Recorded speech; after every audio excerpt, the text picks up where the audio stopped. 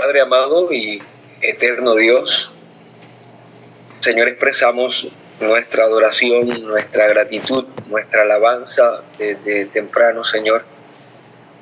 Es un privilegio que nos llame, Señor, a estar cerca de ti antes de que salga el sol, antes de que inicie nuestras labores, antes de que el afán propio de este mundo gobierne, Señor, nuestro corazón.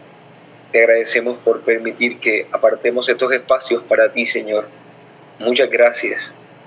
Lo que recibimos, Señor, es inmenso y es lo necesario para enfrentar nuestro día, para enfrentar las tentaciones, para superar aún nuestra propia carne y nuestra debilidad que sigue latente en medio de nosotros. Señor, gracias por los varones que ya están conectados y pedimos desde ya, Señor, que nos asistas con tu Santo Espíritu. Tú conoces, Señor, nuestras luchas. Sabes muy bien lo que debemos enfrentar este día. Por eso te pedimos, Señor, que nos ayudes para que podamos ser fuertes y huir de la tentación, para que podamos acercarnos a tu palabra, al conocimiento de la verdad, y que podamos, Señor, aprovechar cada momento, cada instante, que podamos redimir el tiempo de este día que nos regalas para acercarnos a ti, Señor. Gracias, muchas gracias por la oportunidad que nos das también de iniciar estos estudios, estas participaciones también de nuestros hermanos por medio del texto, Señor, aquello que fue inspirado hace tanto tiempo y que hoy sigue con la misma autoridad para hablarnos a nosotros, tu pueblo. Muchas gracias, Señor, en Cristo Jesús. Amén y amén. Bien, mis hermanos, les recuerdo que desde el miércoles estuvimos avanzando ya, adentrándonos en lo que serían esta nueva etapa de estudios, de compartir, Señor, a través de este tiempo. Damos gracias a Dios por la oportunidad que nos da de estar adentrándonos en Génesis. Y para el día de hoy vamos a estar considerando la creación detallada en el relato de las Escrituras, lo que se encuentra en Génesis capítulo 1, por lo menos eso es de lo que voy a hablar yo en este espacio. Y quisiera entonces, al acercarme a este texto, presentarlo considerando dos cosas. Primero, cómo vamos a ver el mundo sin forma, que está en el versículo 1 y el versículo 2. Y luego vamos a estar considerando el glorioso trabajo de Dios, que está desde el versículo 3 hasta el versículo 31. Así que es una división bastante simple. El capítulo 1 en dos partes. El mundo sin forma, versículo 1 y 2. Y el glorioso trabajo de Dios, del versículo 3 hasta el versículo 31, al final del capítulo. Entonces vamos a leer en versículo 1 y versículo 2. En el principio creó Dios los cielos y la tierra. Y la tierra estaba desordenada y vacía, y las tinieblas estaban sobre la faz del abismo, y el Espíritu de Dios se movía sobre la faz de las aguas. Ha existido mucho debate entre estos dos primeros versículos y el contenido del mismo. De hecho, algunos han sostenido una teoría en que entre el versículo 1 y el versículo 2 hay toda una crisis, le llaman la teoría del caos o la teoría de la crisis, en el que nos muestra una creación hecha por Dios en el versículo 1, Dios creando todas las cosas, y el versículo 2 con una descripción de un caos, ya que habla de desordenada y vacía que se encontraba la tierra en este versículo 2. Algunos entonces han llegado a la conclusión que entre el versículo 1 y el versículo 2 ocurrió algo que desató este caos, ya que Dios no podría haber creado una tierra, un cielo en estado de desorden, en estado de caos. Entonces algo ocurrió allí. Dentro de aquellos que abrazan esta teoría, se ha llegado incluso a afirmar que lo que ocurre entre el versículo 1 y el versículo 2 es toda una dispensación, es todo un periodo de tiempo en el cual se da la rebelión de Satanás, y Satanás es expulsado del cielo, cae a la tierra y ocasiona ese desorden ese vaciamiento que menciona el versículo número 2. Ahora, si somos estrictamente bíblicos, sabemos que no hay tal cosa entre el versículo 1 y el versículo 2. La Biblia no menciona un caos producido por Satanás al caer del cielo. Así que deberíamos alejarnos de la teoría de la crisis. ¿Cómo podemos acercarnos apropiadamente al versículo 1 y al versículo 2? Bueno, por eso he puesto como título a esta porción el mundo sin forma. ¿Qué quiere decir esto? Que debemos considerar que Dios actúa creando y luego dando forma. De hecho, es la manera en que vemos que Dios crea en estos 2 primeros capítulos del libro del Génesis. No vamos a ver que Dios cree en caos, pero sí que Dios hace un material y luego saca el orden de ese material. Es el proceso de la obra creativa de Dios y es evidente en estos capítulos. Consideremos nada más, adelantándonos un poco, el caso del hombre. ¿De dónde proviene el hombre? El hombre proviene de la tierra ya existente. Entonces Dios hace la tierra y después de la tierra forma al hombre. Hay entonces allí un patrón.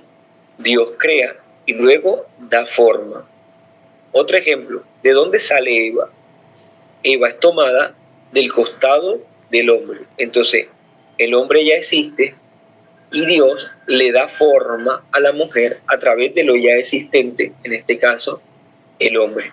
Así que cuando vemos el versículo 1 y el versículo 2 en esa aparente tensión, en realidad lo que estamos viendo es el proceso creativo de Dios. Primero Dios crea y luego le va a dar forma. Entonces, ¿de qué nos habla el versículo número 2? El versículo número 2 no debe entenderse en una forma negativa, como si todo estuviese desordenado o en caos, sino que el versículo número 2 describe la condición en la que Dios creó los cielos y la tierra. Los cielos y la tierra entonces fueron creados en una condición en la que ellos no poseían forma y ellos se encontraban inhabitados. En el principio creó Dios los cielos y la tierra, es lo primero que Dios hace. Luego el versículo 2 nos describe la condición en la que Dios crea los cielos y la tierra. Y creo que la manera más precisa es si nos acercamos un poco al original hebreo. En la expresión hebrea para desordenada y vacía son las expresiones tohu y bohu. Estas expresiones tohu y bohu no se trata de desorden o alguna catástrofe que haya ocurrido, sino de que hay un vaciamiento y no hay una forma. La expresión tohu es sin forma y la expresión bohu es sin habitante. Por lo tanto, vamos a ver que el versículo 2 solo describe la condición en lo que se hizo en el versículo número 1. De hecho, estas dos expresiones, tohu y bohu, son determinantes para el resto del capítulo, porque el resto del capítulo se va a organizar atendiendo a esa condición. ¿Cuál condición? De que está sin forma y está vacía. ¿Cómo nosotros vamos a lidiar con los 6 días de la creación? Cuando nos damos a la tarea de estudiar los 6 días de la creación, vamos a ver que los 3 primeros días atienden al tohu. Recuerden que no tiene forma. Entonces, los primeros 3 días de la creación, Dios le va a dar forma a la creación. Y los otros 3 días, para llegar a completar los 6 días de la creación, van a atender al bohu. Quiere decir que no tiene habitante. ¿Qué hizo Dios los últimos 3 días de la creación? Llenó de habitantes lo que había creado y le había dado forma los 3 primeros días. Así que si lo vemos bien, entonces hay una perfecta organización en Génesis capítulo 1. Primero nos describe que Dios crea, luego nos dice la condición en la que Dios crea los cielos y la tierra, en una condición de sin forma y sin habitantes, y luego se dedica a mostrar cómo en los 6 días Dios le va a dar forma y luego va a llenar de habitantes lo que ya él creó y formó. La expresión tohu y bohu aparece varias veces en el Antiguo Testamento. Y es interesante que cuando analizamos estas expresiones, todas ellas nos hablan no de caos, sino de que algo no ha sido habitado o que algo no se le ha dado forma. Voy a citar dos ejemplos. Isaías, capítulo 45, versículo 18, dice: porque así dijo Jehová, que creó los cielos, Él es el Dios, el que formó la tierra, el que la hizo y la compuso, no la creó en vano para que fuese habitada, la creó. Yo soy Jehová y no hay otro. Si lo ven bien, allá aparece en forma indiscriminada las expresiones tohu y bohu. Le dio forma, la compuso, en este caso la habitó. Las expresiones entonces que ya hemos mencionado son utilizadas en el Antiguo Testamento para referirse no al caos, sino a un espacio que todavía no se le ha dado forma, a un espacio que todavía no ha sido llenado. En Jeremías capítulo 4, versículo 23, que para mi entender es uno de los textos más claros en cuanto al significado de la expresión tohu y bohu, dice lo siguiente: miré a la tierra y aquí que estaba asolada y vacía, y a los cielos, y no había en ellos luz.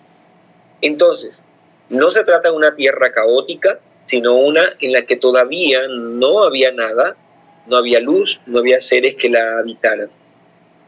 Así que el primer versículo y el segundo nos habla de lo que Dios creó, y luego nos habla de la condición en la que Dios creó, sin forma y sin habitante. De manera entonces que podemos ver cómo Dios en estos dos primeros versículos ya nos muestra el patrón con el que Él va a crear. Podemos pasar entonces a nuestro segundo punto, que es el glorioso trabajo de Dios. Note que dividimos entonces este capítulo en dos partes. Primero, un mundo creado sin forma y sin habitante, y ahora sí, el glorioso trabajo de Dios al darle forma y habitar. Vamos a considerar entonces el trabajo de Dios en los 6 días de la creación rápidamente por cuestión de tiempo, ¿no? Y creo que la manera más adecuada en que nosotros debemos revisar o estructurar la creación de los 6 días es precisamente como lo acabamos de sugerir con el significado de la expresión tohu y bohu. Quiere decir que hay 3 días que se toman para darle forma, creación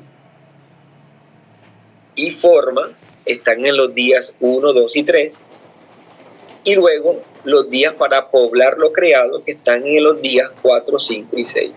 Entonces pasemos al día 1, creación de la luz y la separación de la luz de las tinieblas como la alternancia de las tinieblas y la luz. Vamos a leer versículo 3 al 5, lo que ocurrió en el primer día. Y dijo Dios, sea la luz, y fue la luz. Y vio Dios que la luz era buena, y separó Dios la luz de las tinieblas, y llamó Dios a la luz día, y a las tinieblas llamó noche. Y fue la tarde y la mañana un día. Ahí está el primer día. Creo que todos nosotros debemos tener claro que cuando nos acercamos a Génesis capítulo 1, nos muestra días literales de 24 horas. ¿Por qué no podemos afirmar que son días literales de 24 horas? Primero, porque en el original la palabra día es la palabra yom. Yom traduce día de 24 horas. Así que nada más desde el original podemos nosotros identificar que los días de la creación fueron días de 24 horas, no periodos de tiempo, no generaciones, no milenios, sino 24 horas. Ahora, la principal oposición por parte de algunos que le hacen crítica textual a esta porción es que no pudo de verdad ser un día de 24 horas o no pudieron ser días de 24 horas, ya que el sol fue creado solo hasta el cuarto día. Entonces, ¿cómo es posible que nos mencione que se crea la luz en el primer día cuando no está el astro mayor, el sol, que es aquel entonces que da la luz para el universo, ¿verdad? Pero esto es en realidad algo inexacto. La ciencia misma ha identificado cómo no es el sol el que hace que haya luz en la expansión del universo. De hecho, la misma ciencia ha explicado que la luz proviene de los electrones y que el sol solo es un cuerpo celeste.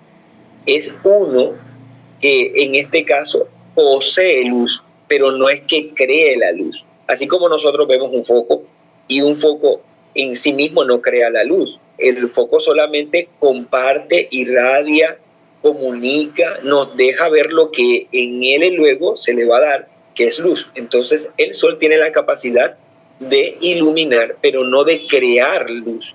El sol no es el creador de la luz. Entonces en este caso Dios crea la luz. Ahora separa la luz de las tinieblas también.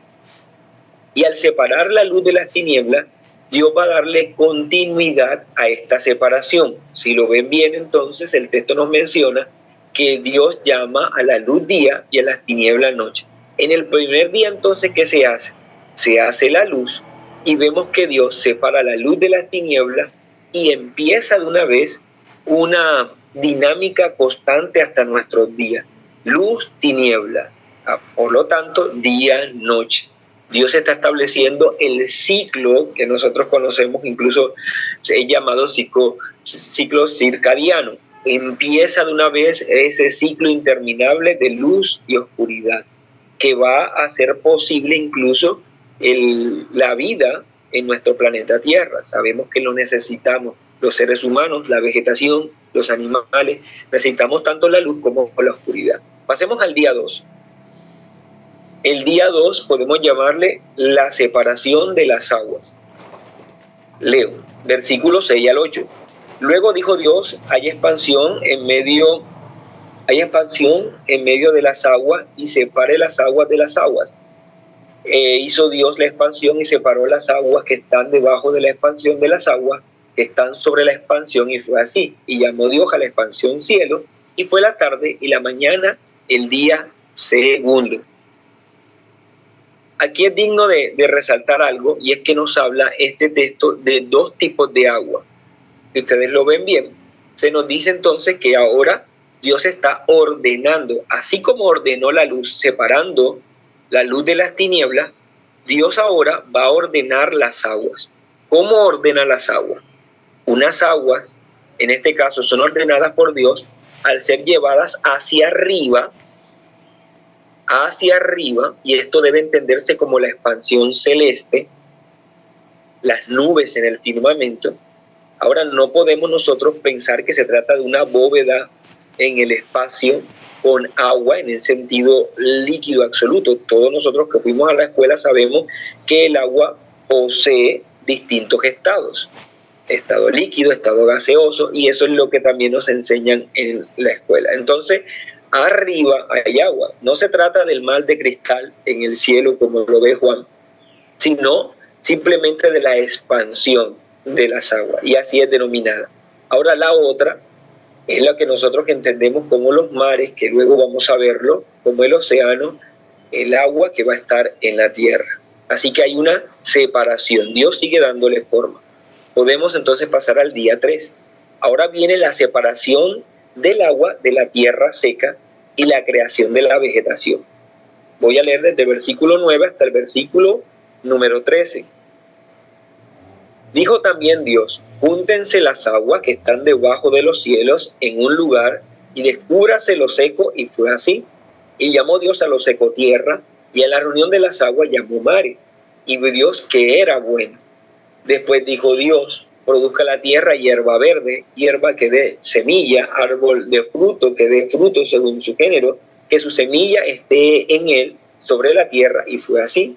Y produjo pues la tierra hierba verde, hierba que da semilla según su naturaleza, y árbol que da fruto cuya semilla está en él según su género, y vio Dios que era bueno, y fue la tarde y la mañana el día tercero. Al pasar entonces al día tercero, vamos a ver cómo Dios se concentra ahora en la tierra. Recordemos, primero tiene el cielo, la tierra, luego la luz, separa la luz de las tinieblas, luego las aguas, unas aguas hacia arriba, otras aguas abajo en la tierra, y ahora va a separar el agua que está en la tierra de lo seco. Quiere decir que en este momento Dios está dándole forma a lo que ocurre en este planeta Tierra, formando los mares, los ríos, los océanos, pero también las montañas, los valles, las llanuras. El tercer día, entonces, es donde Dios va a darle forma a lo que ocurre, o a lo, se puede decir, a la Tierra y a la atmósfera como tal, le va a dar forma. Tanto entonces arriba en los cielos con el agua que subió, como en la tierra, al permitir entonces los continentes, como nosotros le llamamos, los 5 continentes, ¿no? Pero a la orden de Dios, además de separar el agua de lo seco, también entonces se produce la vegetación. Y hay 3 tipos de vegetaciones, y esto es interesante porque vemos que Dios crea hierba, plantas y árboles frutales. Y aquí encontramos entonces la división que hasta el día de hoy todavía hace la botánica. Estamos hablando de las plantas que no producen flores ni producen frutos. Están las plantas que producen flores pero que no producen frutos. Y los árboles que producen frutos, o las plantas que producen frutos. Los 3 tipos de plantas que vemos hasta el día de hoy. Pasamos entonces a el día cuarto, el sol, la luna y las estrellas. Ahora recordemos algo. En la división que hicimos, presentábamos entonces que los 3 primeros días son para darle forma, y es lo que vimos. Dios entonces le dio forma a lo creado, separando la luz de las tinieblas, las aguas de arriba, las aguas de abajo, y luego las aguas de lo seco. Eso es solo separación. Ahora vamos a ver cómo Dios desde el día cuarto empieza a poblar. Ahora, el orden lógico sería el mismo en el que Dios viene presentando el darle forma a la creación. Empezó entonces con la expansión celeste, ¿no? Recuerden ustedes que empezó con la luz, así que ahora Dios se dedicará a la expansión entonces de los cielos. Génesis versículo 1 del versículo 14 hasta el versículo 19. Dice: dijo luego Dios, haya lumbrera en la expansión de los cielos para separar el día de la noche, y sirvan de señales para las estaciones, para días y años, y sean por lumbreras en la expansión de los cielos para alumbrar sobre la tierra. Y fue así. E hizo Dios las dos grandes lumbreras, la lumbrera mayor para que señorease en el día, y la lumbrera menor para que señorease en la noche. Hizo también las estrellas. Y las puso Dios en la expansión de los cielos para alumbrar sobre la tierra, y para enseñorear en el día y en la noche, y para separar la luz de las tinieblas. Y vio Dios que era bueno, y fue la tarde y la mañana del día cuarto.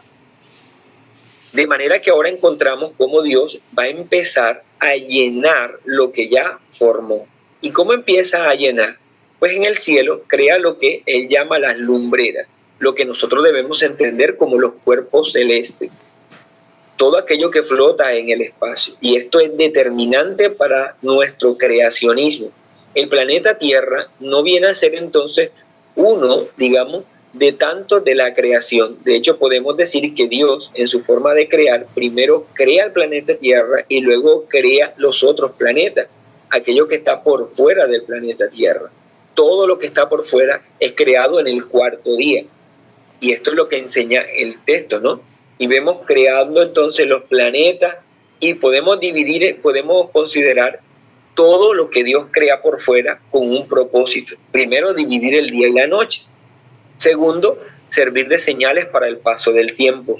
El hombre puede mirar a las estrellas y considerar cuándo vendrá la primavera, cuándo vendrá el verano y todo lo demás. Considerará el paso del tiempo a través de el análisis a la constelación de todas las cosas hechas. De manera entonces que esto es lo que vemos en el cuarto día. Ahora pasemos al día quinto. Y vamos a ver allí los animales acuáticos y aéreos. Recuerde lo que hizo Dios entonces en el segundo día. En el segundo día separó las aguas entre las aguas de arriba y las aguas de abajo. Así que el quinto día atiende a la población de estos lugares, los animales acuáticos y los animales aéreos. Versículo 20 hasta el versículo 23.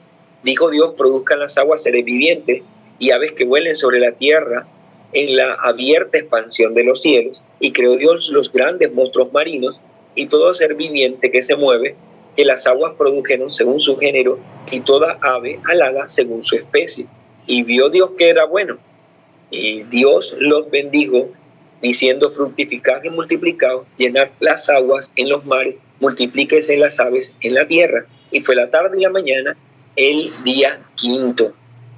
Así que del cielo se pasa a las aguas que están ordenadas, recuerden, arriba y abajo, y entonces Dios ordena que las aguas produzcan todo tipo de animales.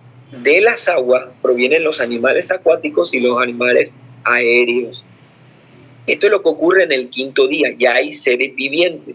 Por eso es que vemos la orden de Dios a estos seres vivientes de procrear, de perpetuar su especie. La reproducción animal también entonces es creada en el día quinto.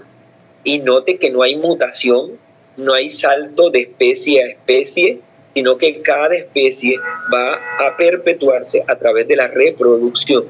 Dios crea la reproducción como la manera correcta en que se perpetúan las especies, no a través de cambio o salto de especie a especie, como enseña el evolucionismo. Y terminemos entonces con el día sexto. ¿Qué hace Dios en el día sexto? Los animales terrestres y el hombre a su imagen y semejanza. Vamos a leer entonces la última porción, desde el versículo 24. Luego dijo Dios: produzca la tierra seres vivientes según su género, bestias y serpientes y animales de la tierra según su especie, y fue así. E hizo Dios animales de la tierra según su género, y ganado según su género, y todo animal que se arrastra sobre la tierra según su especie. Y vio Dios que era bueno. Entonces dijo Dios: hagamos al hombre a nuestra imagen, conforme a nuestra semejanza, y señoree en los peces del mar, en las aves de los cielos, en las bestias, en toda la tierra, y en todo animal que se arrastra sobre la tierra.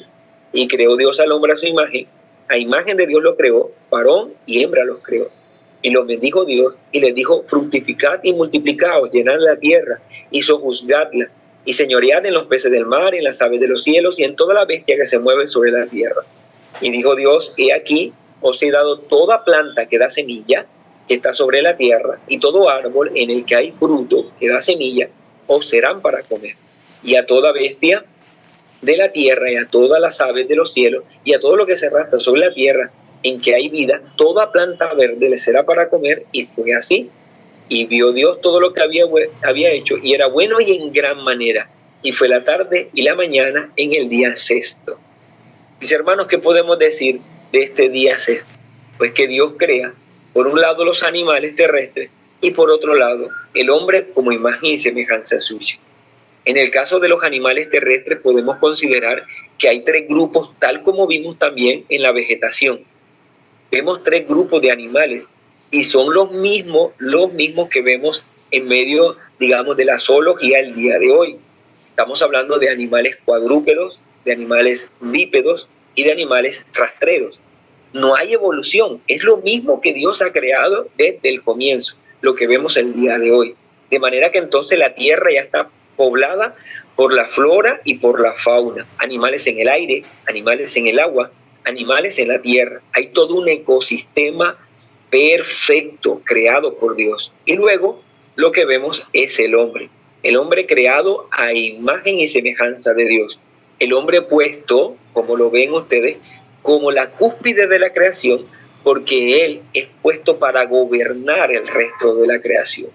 Él debe gobernar sobre la tierra, él debe sojuzgar la tierra, él debe poblar la tierra, él debe llevar toda esta tierra a darle gloria a Dios. Mis hermanos, la perfección de la creación es algo que debe llevarnos a postrarnos de rodillas y alabar a Dios por su grandeza. Hay todo un diseño inteligente en Génesis capítulo 1. Nos muestra a un Dios ordenado, un Dios que trabaja en cada detalle, y por sobre todas las cosas, un Dios que nos ha colocado a nosotros, los seres humanos, como la cumbre de su creación, para gobernar, para mostrar a toda la creación un poco de lo que Él es, su grandeza y su poder, a través de también nuestro gobierno. El hombre ha sido puesto entonces sobre la tierra como un administrador. Ahora, más en detalle, va a ser visto en cuanto al hombre en el capítulo 2. Ahora es interesante que dice hombre, varón y hembra, lo que quiere decir que el propósito del capítulo 1 es mostrar cómo Dios crea el género humano. Capítulo 1 nos muestra al hombre y la mujer. Bueno, vamos a pasar al capítulo 2. En la próxima veremos entonces que algunos de los hermanos puedan postularse para tratar entonces el capítulo 2. Vamos a orar. Padre, te damos gracias por la oportunidad que nos das de leer y estudiar un poco, meditar un poco sobre la grandeza y el poder, Señor, la perfección de tu creación. Lo que tú has hecho desde el comienzo sigue siendo así. Todas las cosas existen tal cual como tú las determinaste para nosotros. Y has puesto al hombre, Señor, como corona de tu creación. Gracias, Padre amado, porque nuestra labor es llevar esta tierra a darte gloria a ti. Ayúdanos, Señor, a entender todo lo que has hecho y ayúdanos a entendernos a nosotros mismos también como parte de la creación, pero una creación especial que te adora, que te alaba. Gracias te damos en Cristo Jesús. Amén y amén.